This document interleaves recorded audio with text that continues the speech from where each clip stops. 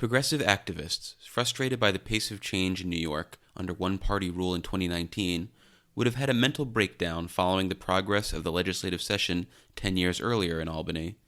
Morgan Hook, then a spokesman for Governor David Paterson, said expectations were high for the new Democratic Senate majority in 2009, as Republicans, long blamed for bottling up liberal policies in the chamber, had been sent to the sidelines. I think that those expectations were very similar to what we're seeing right now. I think it was, we're finally going to get done all of these progressive liberal things that we've been talking about doing for years. What I don't think that we anticipated or realized was how truly unprepared for prime time that conference was. They were a mess. I'm David Lombardo, and this is the Capitol Confidential Podcast. The 5 months leading up to the Senate coup is largely overshadowed by the month-long stalemate that ended this summer, but this period is memorable in its own right and has had ramifications for years to come. The second episode of the Tales from the Coup series explores how Democratic lawmakers and their allies began 2009 with a lofty liberal agenda and were quickly sidetracked by a massive budget deficit, an intransigent new minority in the Senate, and a Senate majority conference that was rarely on the same page or ready for the moment. On one hand, we have this unusual event, not since 1974 has one party controlled all the two houses of the legislature and the governorship. Now it's the Democrats, it's on their shoulders, they're going to get the blame if they don't come through. Your phones and our phones are ringing off the hook. People want to know, how could you possibly support a budget that's all its taxes and only 3 people negotiated it? The answer is, you can't. They never wanted us to be in the majority, ever. It was like, oh shit, the land of misfit toys is in charge now. If not for the Senate coup in June, the 2009 legislative session could have been remembered for a variety of issues. There was the push to bring same-sex marriage to a vote, the appointment of Kirsten Gillibrand to Hillary Clinton's Senate seat, New York's criminal drug laws were amended, Jonathan Lippman became the state's chief judge, the MTA needed a bailout, and Assemblyman Brian Kolb took over the Assembly GOP conference. Okay, I'm kidding about the last one being that memorable. But overshadowing everything on this list was the state budget, which Governor David Paterson warned state lawmakers about on day one during his State of the State address. Our budget is painful, but our Constitution says we have to balance it, and so we must. The year began with a $10 billion budget hole, which would grow by 70% as the April 1st start of the fiscal year got closer. The challenge immediately put the new Senate majority on the spot, recalls Austin Shafran, the conference's spokesman in 2009. Now, let's be clear, it was an incredibly difficult time because the Democrats were coming into a majority right amid the Great Recession. So it wasn't a time where there were budget surpluses. It was a time where there were, multi-billion-dollar budget deficits. And, they were very quickly cast into the spotlight during a time of deep financial anxiety. On the day of Paterson's warning about the budget, Senate Democrats had officially taken control of the chamber, with a deal struck only hours earlier for Malcolm Smith to serve as leader. The uncertainty about the new majority heading into the session was caused by the protracted holdout of the Gang of Three, who refused for weeks to back Smith, as was covered extensively in the first episode of the series. The truncated transition for Smith made the 5-day adjustment period for David Paterson in 2008 feel like a lifetime. As a result, the Senate Democrats had to build their team on the fly, which resulted in hiring delays that Smith tried to downplay during an interview with New York Now host Susan Arbetter. We're going slow because, 1, we want to get the best talent. 2, I'm not interested in political hires. I don't want to hire people just because they belong to this person or that person.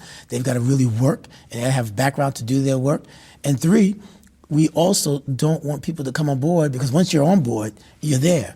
And I want to hire you and not to fire you because you can't do the job.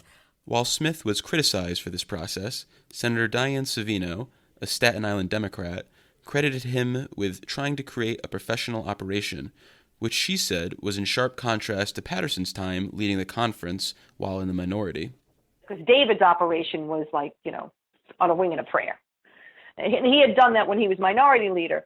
But still, it's a big difference between being in the minority and the majority, and responsibilities and the challenges, and your staff has to, really know what they're doing too. And it does take a minute to get it right.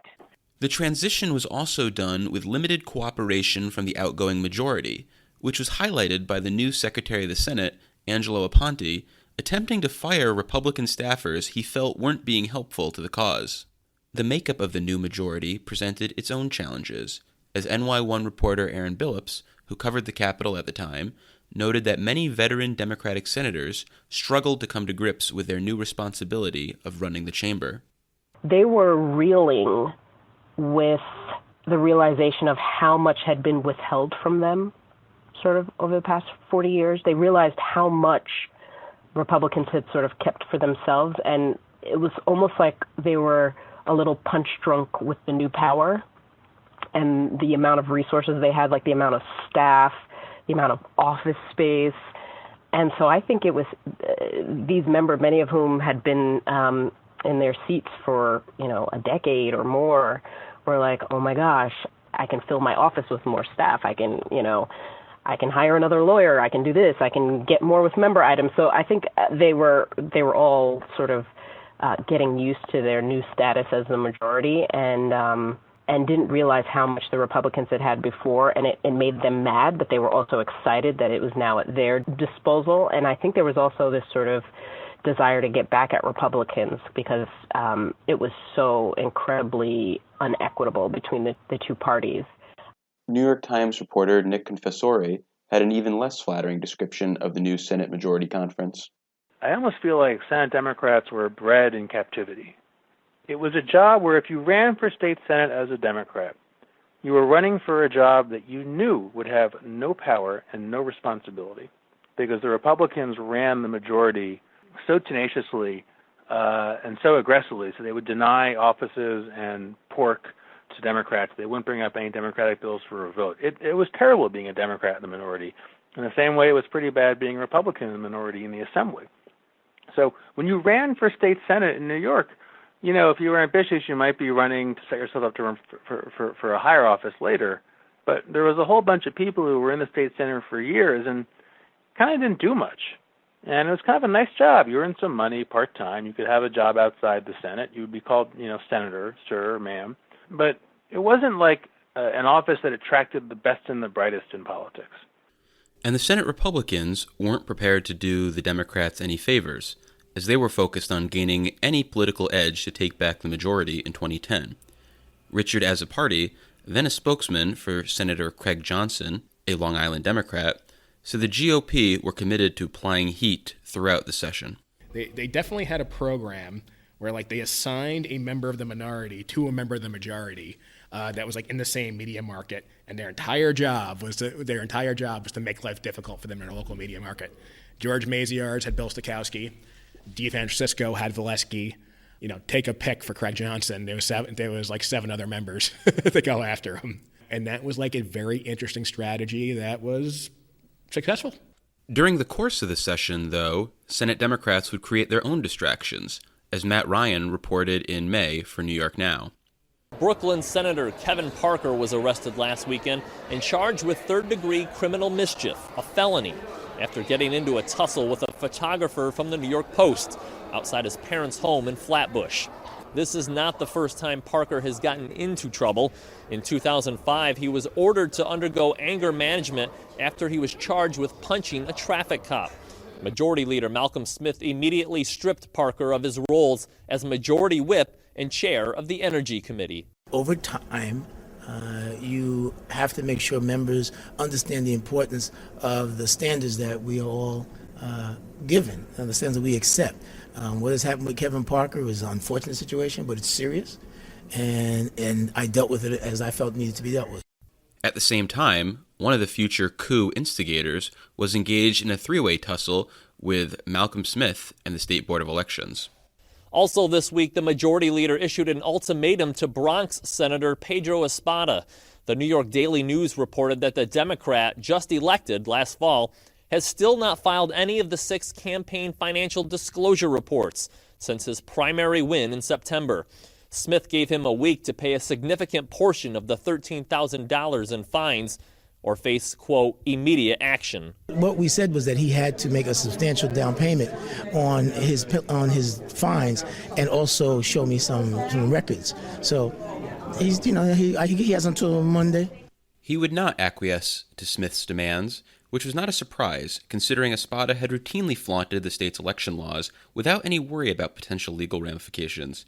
He told the New York Times that his non-compliance with election law was a clerical error.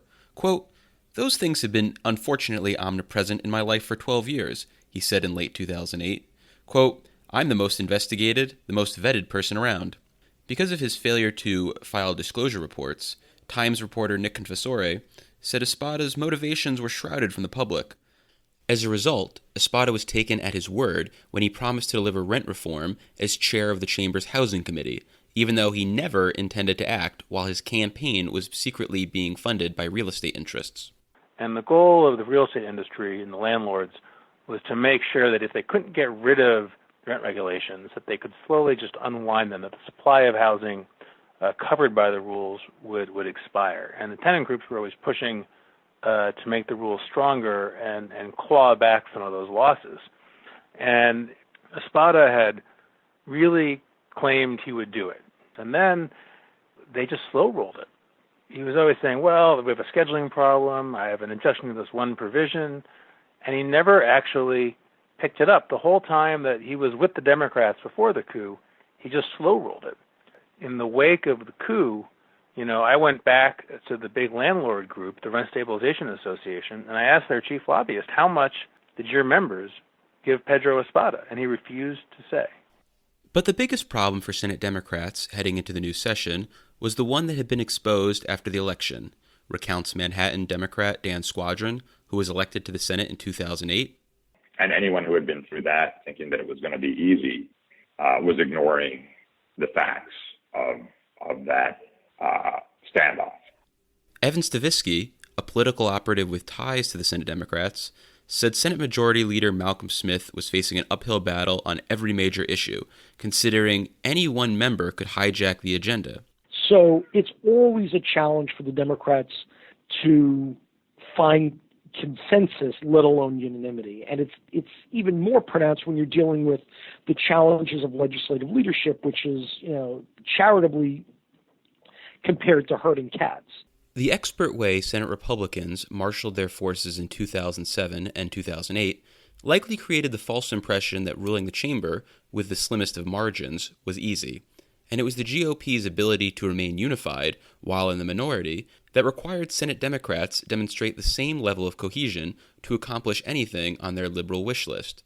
This dynamic was in sharp contrast to the Assembly, where Speaker Sheldon Silver could afford to lose 24 Democrats on any bill and still move his agenda without Republican votes. Senator Dianne Savino said the conference tried to rally around their predicament, even coining a mantra around their 32-member majority. And I remember Carl Kruger always saying, we're not going to rely on the Republicans for anything. We have to do it 32 strong. Every bill has to pass with 32 votes. So that kind of put us in a position where, yes, at any moment, one member could say, I'm not voting for it, and it doesn't happen. And so, or one member could, disappear for the day, and you can't get anything done. So we had members got sick, or a member who, Tom Duane, I remember he got angry about something. I don't remember what it was. And he just refused to come to session. So we couldn't gavel in and do business because the Republicans were not going to help us. So when you have that kind of scenario, every member is the king. It doesn't work. It was just, it was a shit show. Senator Liz Kruger, a Manhattan Democrat, was not optimistic about what was possible at the time, but she said they had to make the best of the situation with the senators and leadership they had. Some of us just said, okay, let's see if we can actually move some good legislation, since we are technically in the majority, even though I knew even before we got up there that the leadership were criminals and sociopaths and blackmailers. Not a really ideal description for taking over a Senate chamber. So rule 1, if you're taking over a Senate chamber, if you need 32 votes, please don't only have 32 members. 2, if you're taking over a Senate chamber and you need 32 votes and you only have 32 members, try to avoid having a whole bunch of sociopathic, narcissistic criminals. 3, and make sure you don't put them in charge on top of everything else. because that's exactly what happened. Senator Craig Johnson, a Long Island Democrat first elected in a 2007 special election, said this dynamic was particularly problematic for addressing the budget. With a one-vote majority, 32 members, each member was able to hold things up despite the fact that you had this budget crisis. People still wanted to get their items in. And individuals played hardball with leadership, and I certainly didn't envy Malcolm or Jeff or others who had to kind of address the whims of members who, for a number of years, were in the minority, who weren't getting, their projects done, and now we're asking for things in the budget that we couldn't necessarily afford. So it made things very tense. Trying to negotiate with a conference that struggled to reach a consensus made Governor David Paterson nostalgic for the Senate GOP. Made me wish that Joe Bruno hadn't left. Because we could get things done. And I think, for some reason, the leadership in the Senate Democrats' view was that they had to show independence from me. So, they were giving me a hard time. Here's how Paterson spokesman Morgan Hook described the outgoing majority. The Republicans have been in power for so long, and we're good at it, and not just good at the politics. That's not what I'm talking about. I'm talking about the process of government that they were good at. They had good, smart people working as their budget director, as their policy leads on these various issues. They knew how to negotiate with the assembly and how to negotiate with the governor's office, and some of that is politics. But they knew how to get stuff done in a way that the Democrats simply didn't at that time. Despite these characterizations, the Senate Democrats did get their act together in the first month on the job to strike a three-way agreement closing a $1.6 billion budget hole that had emerged in the enacted budget. The process was rushed and avoided any hard choices, but they got it done. Basking in the glow of this accomplishment, Smith lashed out at his detractors during a New York Now interview. In 3 weeks, we took over a $100 million company. We put 32 new board of directors in place. We managed to cut our budget by $1.6 billion that allow our bond rating to go up so that we can borrow money less to get the infrastructure money that Washington's going to give us that's going to create close to 50,000 jobs. You tell me we're not ready for prime time. The real test, though, was still to come with the state budget, which would require some combination of tax increases or spending cuts. At least initially, Paterson spokesman Morgan Hook said the governor tried to draw a hard line in the sand and advanced an austerity budget. And that's a hard pill to swallow if you're the Democrats coming into power for the first time in generations, and suddenly what you are tasked with is cutting every single program that you've ever stood up for, every single government benefit that you've campaigned on and believe in. And that's basically all that was being offered. As the reality of the situation started to sink in, Paterson began a series of town halls to build support for his cuts. And he would sit up on stage and we would invite the public, and he would take questions from the public. And people, it was just, we'd go to Utica and Buffalo, and we did two that were televised, one in Syracuse and one in the Westchester. And it would just be, people would say, I understand that there's a budget crisis, but what about this program that's very important to me? And the governor would say, yeah, we're cutting it. And at the time, again, one of these things in retrospect, at the time it felt like this is good. This is the governor's being honest with the people. It's finally like this honesty from the leaders of government. And, in retrospect, that probably didn't sell too well. Hook said the public relations campaign was taken very personally by Democratic lawmakers who felt their backs were up against the wall because of the governor's approach to the budget. And people really, Democrats really started taking shots at Governor Paterson at this time, just tearing into him in public. And I think part of it is that they felt betrayed. This was their former colleague. This was their former minority leader. They had finally ascended to power, and they expected him to do things that would help them keep the majority in the Senate. Throughout this process, Paterson publicly resisted calls to raise revenue through a higher tax on wealthy New Yorkers, which was being pushed by liberal activists and some Democratic lawmakers. During one of the governor's town halls, he was confronted about the so-called millionaire's tax. We're going to have to find out who wants to share in the sacrifice. So what I'm saying is if you add the two up, it only accounts for half of the budget deficit. We are sacrificing. Wait, hold up. Hold up. Let me just say this. I said that if we adopt their plan for taxing the rich, we still haven't accounted for half the deficit. And because time is a flat circle, Donald Trump's taxes were constantly used in the framing of this issue, like during a March press conference by then-Senator Bill Perkins, a Harlem Democrat. The person who is the doorman for Donald Trump is in the same tax bracket as Donald Trump. That, to me, is a sin for those of us who are in public service because it is so regressive. While Assembly Democrats were on board with the higher tax rate, and Assembly Speaker Sheldon Silver described it as inevitable, it fractured the Senate majority, as Senator Craig Johnson said it highlighted the divide between New York City members and the rest of the conference, which was split on multiple issues. The millionaire's tax was, a very challenging one, especially for somebody like myself, a suburban member, a lot more moderate than some of my other Democratic brethren, somebody who, tried to educate city members about the challenges that suburban residents dealt with when it came to school aid, when it came to high property taxes. But unlike today's Senate Democratic Conference, which has 6 Long Island members and even more north of New York City, Johnson's suburban caucus at the time represented a tiny fraction of the new majority. And Diane Savino said they contributed to a new political calculus about what might need to be important to Senate Democrats. We have all these new members, or new members who represent parts of the state that we had never represented before. And in order to hold those seats, we're going to have to do things that some of our city members had never thought about. It's the first time we ever started talking about a property tax cap. And it was very controversial in the Senate conference. They were like, fuck that. We're not doing we don't do that. We're not. That's what Republicans do. And I remember, Jeff and Craig Johnson and Brian Foley and even Andrea saying, we won't be back here if we don't deal with this issue.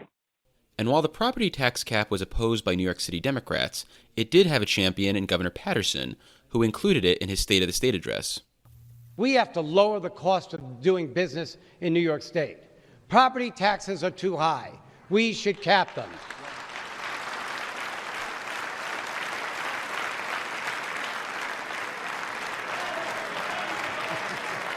Maybe I should change parties. Senator Craig Johnson said the suburban caucus tried to promote the property tax cap and other tax relief measures during the session. If you go to, some either Capitol Confidential or something like that, I think we were holding press conferences. We called it the triple play. Myself and Senators Klein, Foley, Albertine, Valesky put out a plan that would offer a circuit breaker, that would offer the property tax cap, and it would do the star rebate check. And we were very vocal and very active in trying to accomplish it. He hoped that Paterson would force the issue during the budget process by putting the tax cap language into a budget bill. But the governor never delivered for the suburban members, and the cap was not included in the final budget deal. Paterson would continue to focus on property taxes for the remainder of the session, including hosting a leaders' meeting in May to discuss the issue and taking his message on the road across the state. And while the legislative failure rankled GOP lawmakers and suburban Democrats, it was nothing compared to the missed opportunity on same-sex marriage. The legislation had passed the Assembly in 2007, but hadn't come up for a vote in the Senate when it was controlled by the GOP. Democrats had won their narrow majority in the chamber with the help of activists who wanted a vote, but Malcolm Smith was reluctant to bring it to the floor before he had 32 committed votes. At the time, Senate Democrats weren't unified on the issue, with Ruben Diaz leading the opposition, and upstate Democrats Daryl Albertine, David Valesky, and Bill Stokowski were initially against the measure. Allegedly, some Republicans were open to the idea, but they weren't saying so publicly. In an effort to force the issue in April, and possibly to reassert control over the legislature, Paterson decided to spend his political capital. What we have is not a crisis of issues. We have a crisis of leadership. We're going to fill that vacuum today. I'm putting a stop to it. I'm introducing a bill to bring marriage equality to the state of New York. In May, Rochester Republican Senator Jim Alisi was moved to the yes column, and 2 suburban Republicans were considered maybes. Even with this change, Smith still wouldn't risk a vote. Then the legislation passed the Assembly, gaining 4 more votes from 2007, and Smith would still only acknowledge it was gaining momentum. As June came around, the legislative session was poised to end. Tempers got heated among Senate Democrats, as Ruben Diaz told his colleague Tom Duane, an openly gay Manhattan Democrat, to put up or shut up on his promise that there were secret supporters for the bill. But while the yes votes were flexible, the no votes were solid, and it wouldn't come up for a vote until 2010, when it would fail. Senator Craig Johnson, who would be out of office by the time same-sex marriage passed in 2011, said they didn't have enough firepower behind the issue and didn't think much of Paterson's push. Look, it was very different between 2011 and 2009. We had a very committed governor and second floor who worked very, very hard successfully to get it done. I think back in 2009, it was a little bit different. It was, there was no real game plan, to try and leverage the second floor to help in the process. But we certainly had a lot of members who were working very hard, to try and get it passed. Another major change since 2009 is the governor's ability to dominate the budget process. Whereas Governor Andrew M. Cuomo has dominated this process during his administration, Paterson was, at best, an equal partner in budget negotiations.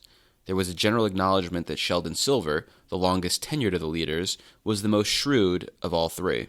His strength, especially compared to Smith's weakness, was highlighted by the Senate Democrats' inability to even reach an agreement on their budget resolution, a pie-in-the-sky document that has virtually no basis in reality.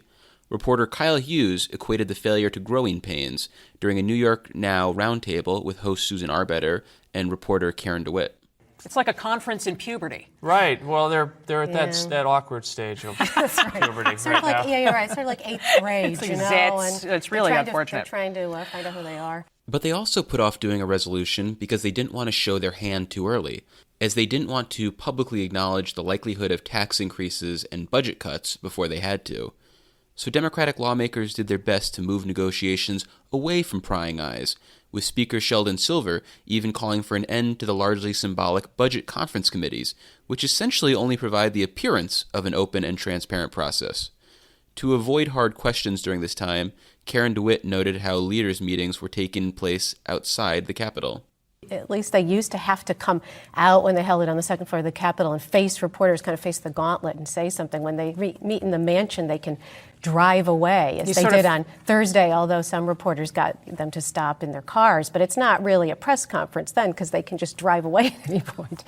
E.J. McMahon, founder of the fiscally conservative Empire Center for Public Policy, said at the time that the legislative leaders had effectively shut off any public look into the budget process. The lack of transparency surrounding this process, again, looking back over nearly 30 years, is absolutely outrageous. I've never seen anything this bad. They have basically shut down any sort of external look into this process, in part because I literally don't think they know what they're doing. But the secrecy was largely a product of the tenuous nature of budget negotiations, which, as Newsday reporter James Medore described on New York Now, still had a lot of moving parts as lawmakers in Paterson entered the week before the budget was due. We have everything from whether or not we're going to raise taxes on the wealthy, to are we going to further scale back the Rockefeller drug laws? Are we going to add a nickel deposit to water bottles and juice bottles? What's going to happen with education aid? Are they going to roll back some of the taxes that they put on medical insurers? As Michael said, everything's on the table right now, and just when we think we've got an agreement on a particular issue, either the Assembly or the Senate will come out and say, wait a minute, there is no agreement. So until we actually see those bills come off the copy machine, we don't know that there's a deal. And while many items remained up for debate, Michael Gormley, then of the Associated Press, said at the time that there was one unifying goal. If there is one goal of everyone involved, it's to have an on-time budget. It's a bit of a cynical proposition. After 20 years of missing the deadline, which is what they've done, and missing it last year, and the year before, actually, by hours, really, and days, the legislature and the governors have found that voters seem to only be paying attention to whether the budget's on time. So now they can do an on-time budget, and as we found in the last few years, it's become a lot easier. You have a difficult issue, perhaps it'll be school aid this year. that could be put off till after they approve a budget. That way legislators don't lose their pay under a law that was created under Governor Pataki. And they can say they had an on-time budget. Doesn't mean it's going to be good. The effect of a late budget on the wallets of lawmakers was not lost on any of them, said Senator Craig Johnson. So there was a lot more tension being raised between members who, had outside income versus members who didn't, which created, I don't want to say animosity, but some members who, not living on a legislative paycheck, could be a little bit more, could hold out a little bit longer to put pressure on those who, had to, try and get a budget passed. So there was all these factors, and people certainly took advantage of them. With hours to spare before the budget deadline, legislative leaders and Paterson announced a deal on the $131.8 billion budget, which was $10 billion more than the governor had initially proposed spending. They increased taxes by $5.2 billion, imposed deep cuts, sweeping of revenues, and relied heavily on one-time shots, including stimulus money that was intended for infrastructure investments. When asked if it made sense to raise taxes, including ending a rebate for middle-class taxpayers, Paterson said, "None of this makes sense." We don't want to tax the wealthy. We don't want to put these taxes in to raise fees. This is a response to a crisis. So if you pick it apart and ask the questions one by one, is it a good idea to be cutting these resources? No.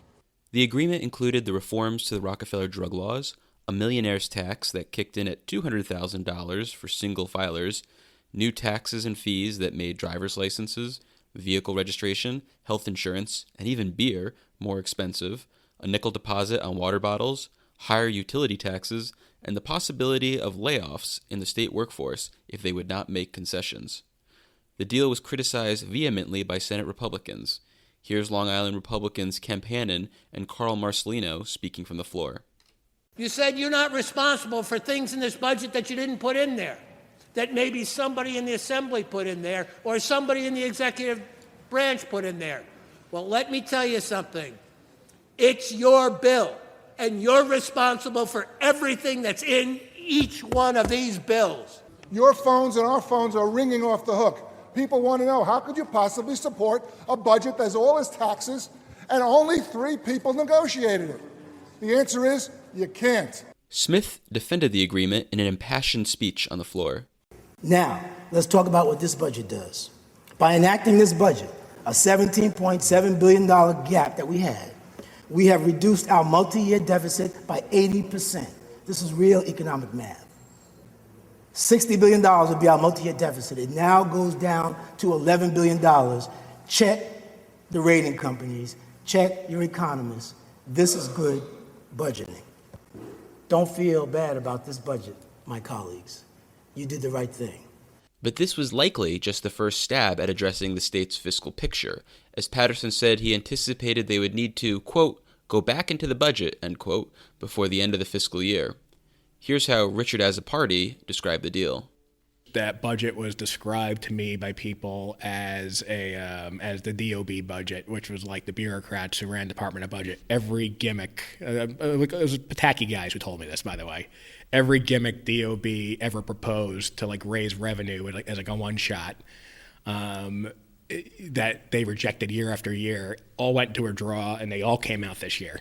One of the critics of the plan was Tom Golisano, a Western New York billionaire who had run for governor as an independent in the past. Because of the increased taxes, he announced plans to leave New York. It has to do with the economics of the level of taxation, and the fact of the matter is I'm spending 4 months of the year now. Move it to 6 months or more is no big deal. But $5 million is a big deal.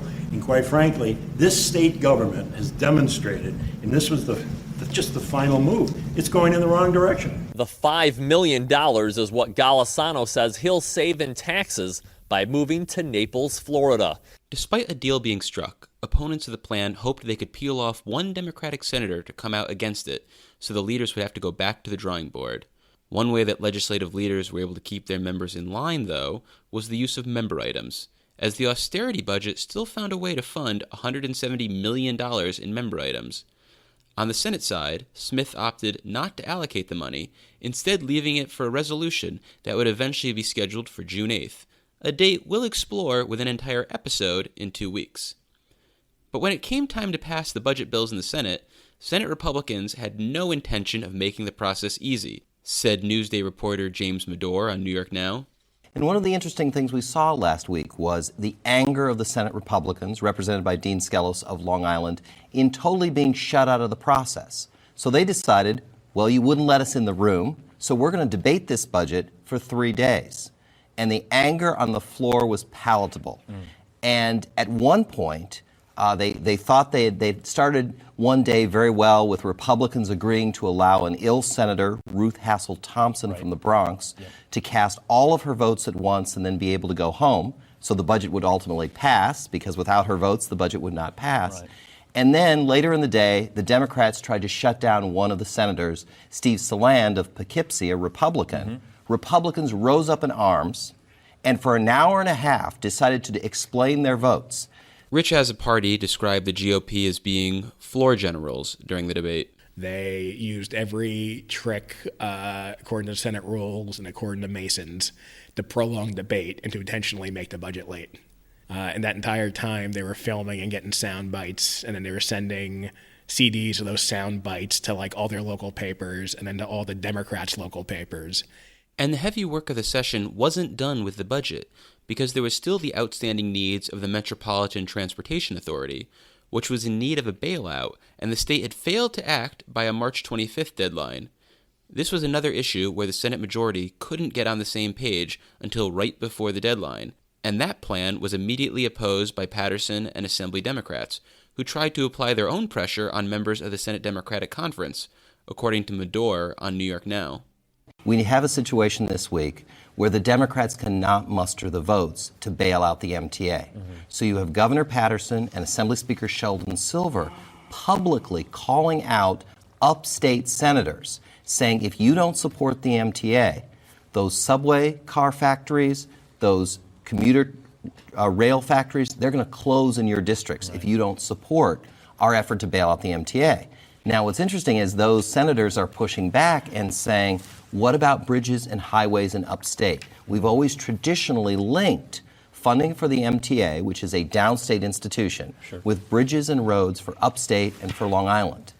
And this is a classic case of where unless the Republicans provide some votes, at this point the Democrats don't have the votes to pass a bailout package. Democrats' inability to strike a deal opened them up to criticisms from across the aisle. The GOP criticisms, though, should be taken with a grain of salt, considering they weren't going to lend their votes for any plans advanced in the Senate. One of the major holdups was a payroll tax on employers in the 12-county MTA region, which was opposed by Long Island Democrats Brian Foley and Craig Johnson. Johnson said his predicament at the time was complicated by the fact he wasn't in the heart of the MTA region. I had a significant portion of my population who relied upon it, but I also had a significant portion that absolutely had no connection to the MTA. Here's how New York Now's Matt Ryan covered the deal that was reached in May, which included fare hikes, surcharges, toll increases, and a $1.5 billion payroll tax.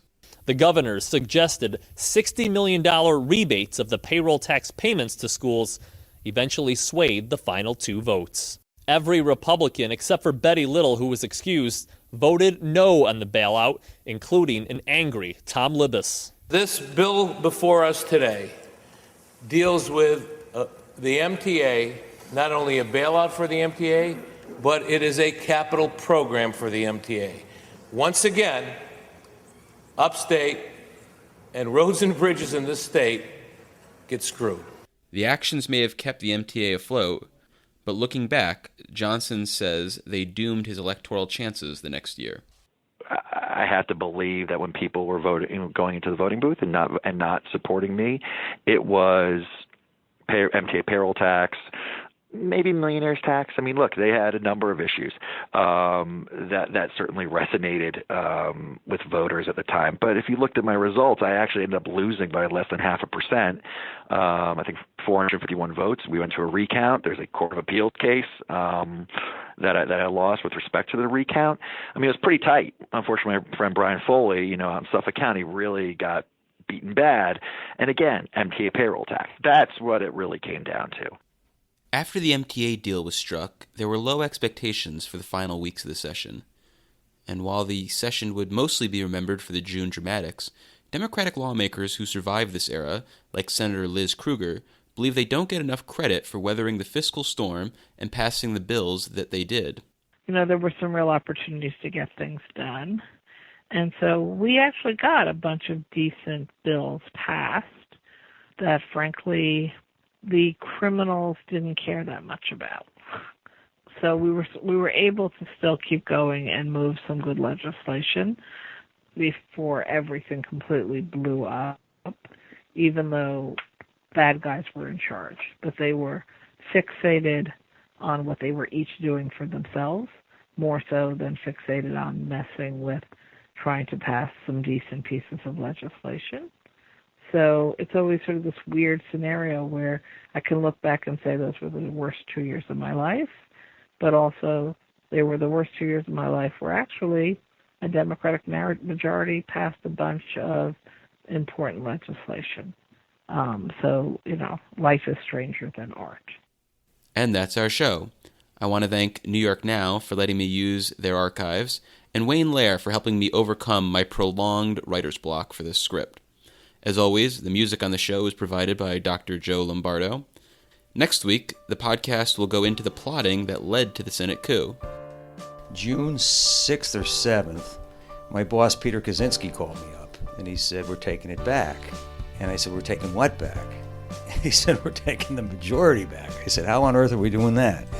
He said, "We've got 2 members from the Democrat conference that are going to come over and vote with us, and it's going to be a leadership change. So how do we do it on the floor?" Don't forget to subscribe to the show wherever you download podcasts, including Pocket Casts, as of Thursday.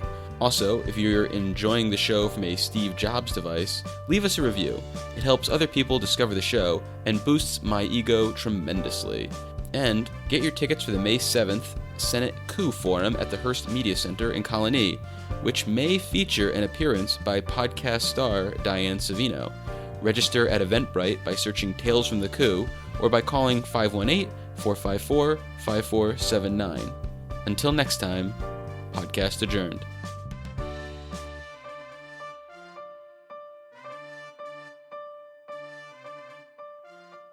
Paterson does always call it Planet Albany, and we are in a quantum anomaly. I want to thank you very much for joining me.